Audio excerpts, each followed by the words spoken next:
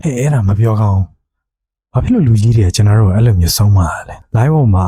influencer တယောက်ကပစုံတုပ်ကြီးကိုအားရပါးရစားပြတဲ့ဗီဒီယိုကြီးကိုကျွန်တော်တို့ကကြည့်ပြီးတော့ခေါ်အိပ်ပြောသွားနောက်နေ့မနက်မိုးလင်းလာတော့ဘာမှတော့သတိမရအောင်ဒါပေမဲ့ဈေးရောက်တော့ကျွန်တော်တို့ရဲ့ခြေလမ်းတွေကပစုံတုပ်တဲ့စီကိုဥတည်နေအလားတူပစုံတုပ်စားတဲ့ဒီဗီဒီယိုကိုကြည့်မိကြတဲ့လူကြီးကနောက်နေ့ပစုံတုပ်စားခြင်းစိတ်တွေဖြစ်ပြီးတော့ဈေးကွက်ထဲမှာပစုံတုပ်တွေကရောင်းကောင်းနေဆိုတာဖြစ်ကောင်းဖြစ်နိုင်တယ်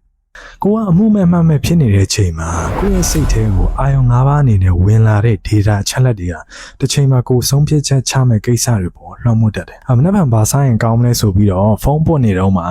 မလာရှန်ကောပုံတွေခဏခဏပေါ်လာပြီးတော့နောက်နေ့တငယ်ချင်းနဲ့တွေ့ပြတဲ့အခါမာစားပြစ်သွားတာလေမလာရှန်ကောအများဆုံးဖြစ်တတ်တယ်။တချို့ပြင်သစ်အစားအစာရောင်းတဲ့ဆိုင်တွေမှာဆိုရင်တခြားမန်နူလည်းရှိပေမဲ့ကြားနေရတာလည်းပြင်သစ်သချင်းမြင်နေရတာလည်းပြင်သစ်ဒီဇိုင်းတွေဖြစ်နေတော့ရောက်လာတဲ့ဧည့်သည်တွေကဒီပြင်သစ်အစားအစာကိုပဲအများစုမှာယူပြီးစားတော့တတ်ကြတယ်။ဟဲ့အဲ့ဒါမပြောကောင်းဆိုတာဒီ priming effect ကိုနားလေတဲ့ရှေ့လူကြီးတွေကကျွန်တော်တို့ဆုံးမတာဖြစ်လေ။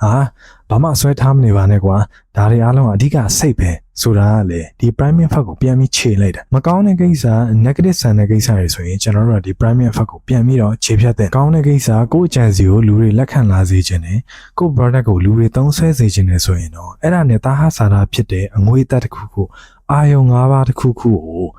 ရှေ့ပြေးအနေနဲ့လူတွေကြားထဲမှာဒါကိုပြန့်နှံ့အောင်စိတ်ဝင်အောင်စပြီးတော့ဖန်တီးတယ်ဒီနေ့လိုမျိုးကိုရီးယားဇလန်တွေ K-pop တွေခက်စားမနေခဲ့ဘူးဆိုရင်ကျွန်တော်တို့ကလည်း kimchi တို့ပဲခောက်ဆွဲတို့ဒီလောက်ထိအသေးအတန်စားနေကြမှာမဟုတ်ပြောပြချင်တာတွေတော့အများကြီးကြံသေးတယ်ကဲနောက်ဗီဒီယိုတွေမှာတွေ့အောင် like and follow လုပ်ခဲ့ပါဦးအားလုံးကျေးဇူးတင်ပါတယ်